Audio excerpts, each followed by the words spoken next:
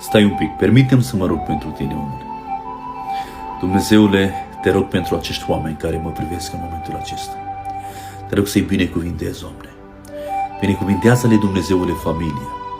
Acei care au, Doamne, probleme în familie, în care familia lor probabil nu au înțelegere, nu au unitate, sau chiar poate că familia lor s-au rupt. Te rog, Doamne, ca Tu să lași unitate, Tu să lași dragoste și te rog să pui în ei, Doamne, dorința de a Te căuta pe Tine, să înțeleagă că fără Tine, Doamne, familia lor nu poate fi, Doamne, puternic. Tu să fii în viața lor, în inima lor. Binecuvintează-i, Doamne, pe fiecare, ei în brațul Tău și ajută-i să meargă înainte, căutându-Te pe Tine, căutând prezența Ta. Oameni buni, acceptă această rugăciune. Roagă-te și tu și cheamă-L pe Dumnezeu în familia ta. Cheamă-L pe Dumnezeu în casa ta ca să fii puternic. Amin.